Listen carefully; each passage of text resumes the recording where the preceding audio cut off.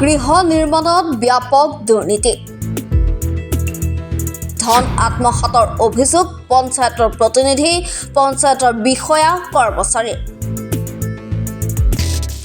পৃথকে লিখিত অভিযোগৰ পিছতো আজিলৈ নহল তদন্ত কিমান শুনিব PMAY গৃহ নিৰ্মাণৰ দুৰ্নীতিৰ কথা এইবাৰ তামাৰ হাতত প্ৰধানমন্ত্ৰী আৱাস যোজনা গৃহ নিৰ্মাণত ব্যাপক দুৰ্নীতি প্ৰতিজন হিতাধিকাৰীয়ে জব কাৰ্ডৰ জৰিয়তে পাবলগীয়া 21,000কৈ টকা পঞ্চায়ত সদস্যৰ আত্মীয়ৰ একাউণ্টৰ হতুৱাই টকা তুলি আত্মসাতৰ অভিযোগ হিতাধিকাৰীসকলে গোলকগঞ্জ উন্নয়ন খণ্ড বিষয়া গোলকগঞ্জ থানা ধুবুৰী আৰক্ষী অধীক্ষক ধুবুৰী আয়ুক্ত আৰু কাৰ্ডত পৃথকে লিখিত অভিযোগৰ পিছতো আজিলৈ নহল কোনো তদন্ত আৰক্ষীয়ে তদন্ত কৰাৰ পৰিৱৰ্তে মীমাংসা কৰাৰ বাবে হেঁচা প্ৰয়োগ কৰিছে অভিযোগকাৰীক অভিযুক্তই মোটা অংকৰ ধনৰ সহায়ত আৰক্ষীক তদন্তৰ পৰা বিৰত ৰখাৰ অভিযোগো এতিয়া উত্থাপন হৈছে তামাৰ হাতৰ হৰিৰ হাট গাঁও পঞ্চায়তৰ বিষয়া কৰ্মচাৰী আৰু পঞ্চায়ত প্ৰতিনিধি জহিৰুল ইছলামে মিলি সম্পূৰ্ণ ধন আত্মসাত কৰাৰ এতিয়া অভিযোগ উত্থাপিত হৈছে বড়োচৰাইখোলা গাঁৱত চৰকাৰে 170টা প্ৰধানমন্ত্ৰী আৱাস যোজনাৰ গৃহ আবণ্টন দিয়ে দীৰ্ঘদিনীয়া অধিকাংশ হিতাধিকাৰীয়ে জব কাৰ্ডৰ জৰিয়তে পাবলগীয়া ধন নোপোৱাত কাৰ্যালয়ত যোগাযোগ কৰাত ঘটনাটো পোহৰলৈ আহে ইয়াৰ উপৰিও চৰকাৰী গৃহ দিয়াৰ নামত পঞ্চায়ত প্ৰতিনিধিগৰাকীয়ে প্ৰতিগৰাকী হিতাধিকাৰীৰ পৰা 5ৰ পৰা 10,000 টকাকৈ সংগ্ৰহ কৰাৰ অভিযোগ উঠিছে লিখিত অভিযোগ দিয়াৰ পিছতো কোনো সুফল নোপোৱাত প্ৰধানমন্ত্ৰীক হস্তক্ষেপ বিচাৰিছে হিতাধিকাৰীসকলে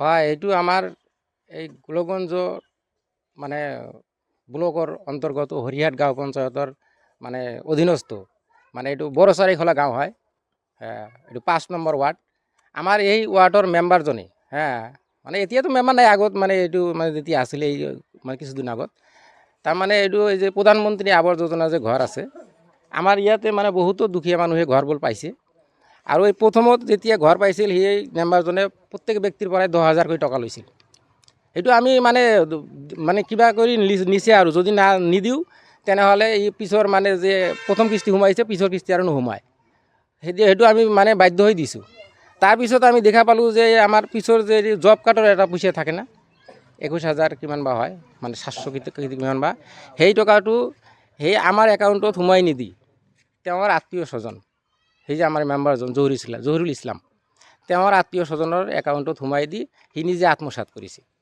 তাৰপিছত সেইটো যেতিয়া আমি গম পালোঁ তাৰপিছত এইটো লৈ আমি BDOৰ তাত কমপ্লেইন কৰিলোঁ BDO ছাৰে আমাৰ কোনো সঁহাৰি নিদিলে তাৰপিছত আমি সেইটো BDO ছাৰৰ কমপ্লেইনৰ পিছত আমি আমাৰ গোলকগঞ্জ আৰক্ষী থানাত আমি এইটোত মানে ইজাহাৰ দিলোঁ ইজাহাৰ দিয়াৰ পিছত সেইটো আমাৰ মানে গুৰুত্ব নিদিলে আৰু হয়তো কিবা কৰি মেনেজ কৰিছে থানা আমি নাজানো তাৰপিছত আমি সেইটো লৈ আৰু ধুবুৰীত মানে আমাৰ আৰক্ষী অধীক্ষক SP ছাৰ যে আছে SP ছাৰৰ ডাইৰেক্ট কেছ কৰিছোঁ সেইটোৰো আমি সঁহাৰি পোৱা নাই তো এই এনেকুৱা কৰি মানে আমি তাৰপিছত এইটো আমাৰ DC ছাৰকো কমপ্লেইন কৰিছোঁ সেই DC ছাৰৰ কমপ্লেইনত তাত থানাত আহিছে কিন্তু থানাই গুৰুত্ব দিয়া নাই সেই থানাবিলাক যে কি হৈছে সেইটো আমি ক'ব নোৱাৰোঁ গতিকে আমি তাৰপিছত এনেকুৱা কৰি তাৰপিছত আমি উপায়ন্তৰ হৈ ৰাইজে দুখীয়া ৰাইজৰ ক'ত যাব ইমান দূৰ ঘূৰি ফুৰি তাৰপিছত আমি এইটো কোৰ্টত কেছ কৰিছোঁ কিন্তু কোৰ্টৰ কেছটো আজিলৈকে থানাত আছে থানাত থকাৰ পিছত মানে এদিন পুলিচ আহিছিল আহি আমাক মানে যাবলৈ দিছে আমি গৈছোঁ যাই আৰু এই যে আমাৰ মুৰব্বীজন যে আছে তাক আৰু মানে বহাই ৰাখিছে থানাত 6 ঘণ্টামান বহাই ৰাখিছে সঁচাই মানে এইটো কেছ আপোচ কৰিব দিছে আৰু তাই আমিতো সেইটো মনা নাই তাৰপিছত মানে 6 ঘণ্টামান পিছত এৰি দিছে আমাক কিন্তু এইটোৱে আমি এতিয়া মানে আমি দুখীয়া ৰাইজৰ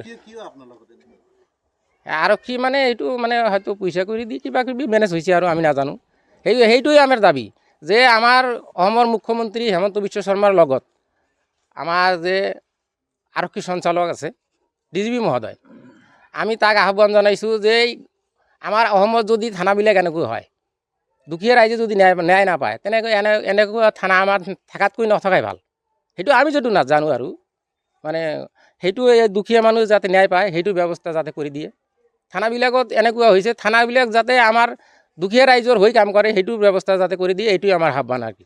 কিমান বেনিফিচিয়াৰী আছে? এইটো বেনিফিচিয়াৰী 170 মান, 170টা মান। টকা বেলেগ একাউণ্টত সোমাইছে? এই যে জব কাৰ্ডৰ টকা এইটো ধৰক 100 মানুহ হ'ব। গোটেইখিনি টকা বেলেগ বেলেগ একাউণ্টত সোমাইছে, বেলেগ মানে তাৰ আত্মীয় স্বজন আৰু। মানে দুখীয়া মানুহবিলাকৰ ঘৰত টকা মানে জব কাৰ্ডৰ টকাবিলাক লৈছে। ইয়াৰ আগতে 10,000 টকা লৈছে।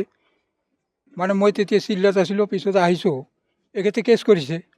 এই দুখীয়া মানুহবিলাকৰ মুৰব্বী মই এই গাঁওখনৰ মানে বড় চৰাইখলা 5 নম্বৰ ৱাৰ্ড। মোৰ নাম আবেদ আলী খান, থানাটো হ'ল গোলগঞ্জ, GP হ'ল হৰিহাট। এখেতে মোক কৈছে এনে কথা, চাচা আমাৰতো ঘৰত টকা এনেকৈ খাইছে, তা আমিতো এইটো কেছ কৰি দিছোঁ। তো মই ভাবিলোঁ ঠিক আছে, দুখীয়া মানুহৰ পইচা খাইছে, মই মুৰব্বী মানুহ, তাৰ লগত থাকিব লাগিব। থাকি কিনি মই অলপ মানে DC অফিচত মই গৈছিলোঁ। তাৰপিছত এখেতে কি কৰিল, মানে 12-25 তাৰিখত 2024 মোৰ ঘৰত ৰাতিপুৱা 6 বজাত এখেতে 20-25জনমান মানুহ গৈছে। যেতিয়া আমি ঘৰৰ পৰা ওলাইছোঁ, মোৰ 2টা ল'ৰা, মোক আৰু ল'ৰা তাৰ তিৰি আছিল, তাকো মানে মাৰিছে পুৰা, লাঠি হলংগে লৈ গৈছে। মাৰাৰ পিছত আমি গোলগঞ্জ থানা আৰক্ষীৰ লগত আমি এজাহাৰ কৰিছোঁ। তাৰ পৰা আমি সেই এজাহাৰটো DCকো মই জনাইছোঁ সেইদিনা, কিন্তু কোনো একো হোৱা নাই। টকাৰ যে ঘৰৰ বাবদ যে টকা লৈছে আৰু যে জব কাৰ্ডৰ টকাখিনি নিজৰ একাউণ্টত সোমাই লৈছে, সেইটো আপোচ কৰিব দিছে? সেইটো মানে কথা কৈছে আপোচ কৰাৰ কাৰণে। তো ঘৰবিলাক যিহেতু পাইছে, যাৰ টকা খাইছে সি তাৰ লগতে আলোচনা কৰিব, এইটোতো মোৰ কোনো কথা নাই। তাৰমানে মই যে দুখীয়া মানুহৰ হাত দিছোঁ, সেইকাৰণে মোক মানে বিলাপ কৰি থানাত লৈ গৈছে, যাতে এখেতে মানে এইবিলাক বস্তু হেৰি কৰি দিয়ে। কোনে এনেকুৱা কৰি আছে? জহুৰুল ইছলাম, গাঁৱৰ মেম্বাৰ মেম্বাৰ আছিলে। এতিয়া কি বিচাৰে আপুনি? এতিয়া মই বিচাৰোঁ আমাৰ মুখ্যমন্ত্ৰী মহোদয় আৰু BJP চৰকাৰ যাতে আমাৰ এই দুখীয়া মানুহৰ মানে ন্যায় বিচাৰটো দিব লাগে। এগতো মজুৰি কৰি খায়, টকাখিনি যাতে ঘূৰাই পায়, টকাখিনি যাতে পুৰাপুৰিভাৱে ঘূৰাই পায়। আমাৰ হৰিহাট গাঁও পঞ্চায়তৰ বড় চৰাইখলাৰ জহুৰুল ইছলামে আমাক 170টামান ঘৰ দিছিল। এই ঘৰবিলাকৰ আগতো 10,000কৈ টকা লৈছিল, পিছত জব কাৰ্ডৰ টকাটো 21,700 টকা সেইটো নিজৰ আত্মীয় স্বজনৰ একাউণ্টত সোমাই দি পেলাই লৈছিল। পিছত আকৌ আমি ব্লকত কৰিলোঁ, কমপ্লেইন কৰিলোঁ, ব্লকৰ পৰা থানাত ইজহাৰ কৰিলোঁ, থানাৰ পৰা এতিয়া SP অফিচতো ইজহাৰ কৰিছোঁ, তাতো কেছ হৈ গৈছে। এতিয়াও আমাৰ কেছটো ষ্টাৰ্ট কৰা নাই থানাত। আৰু আমাৰ কেছটো এনেকৈ বহাই আহিছে, আমি দুখীয়া মানুহ যোৱাৰ পিছত আমাক এনেকৈ হুমকি দিয়ে, আৰু সিহঁতে আমাকে হুমকি দিয়ে আৰু আমাক বহাই দিয়ে। কিয় এনেকুৱা কৰিছে আমিতো সেইটো ক'ব নোৱাৰোঁ। সি মেম্বাৰজনে 5 বছৰত টকাৰ পখাৰ বনাই দিছে, তাৰ ইমান টকা হৈছে, তো সি টকাৰ দি থানা মানে হেৰি কৰি লৈছে, টকা দি কেনে থানাটো মানে বহাই থৈছে, থানাৰ মানুহবিলাকক কিনি লৈছে, পুলিচ অফিচাৰক কিনি লৈছে। আমি এতিয়া কি কৰিম? আমাৰতো ইমান পইচা নাই, আমি দুখীয়া মানুহ, আমি দিন মজুৰি কৰি খাওঁ। এতিয়া আমি বহুতো আগবঢ়াইছোঁ, SP কোৰ্টতো গৈছোঁ, DC কোৰ্টতো গৈছোঁ, আৰু কোৰ্টতো কেছ কৰিছোঁ। এতিয়াও আমাৰ কিবা তদন্ত কৰা নাই থানাৰ পৰা। এদিন পুলিচ আহিছে, গাড়ীৰ পৰাই ৰাস্তাৰ পৰাই ঘূৰি গৈছে, এতিয়া আমাৰ তদন্ত কৰা নাই, ঘৰবিলাকক চেকিং দিয়া নাই। আপোনালোকে জব কাৰ্ডৰ টকা এতিয়ালৈকে পোৱা নাই? তেনেহ'লে আমি 1 টকা পোৱা নাই। কিমানজন মানুহৰ আছে টকা ল'লে? 100জন মানুহৰ লৈছে, আৰু 70জনৰ কিবা দিছে, আৰু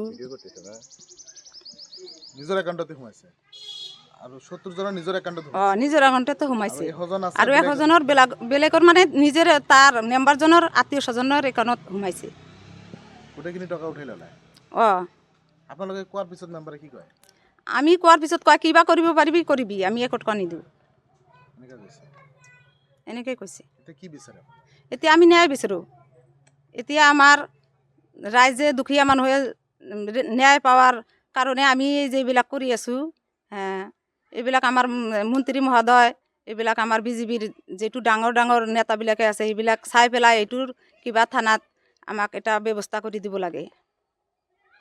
আমি যাতে দুখীয়া মানুহ এই পইচাখিনি ঘূৰি পাওঁ, আমি দুখীয়া মানুহ ভালকৈ চলিব পাৰোঁ।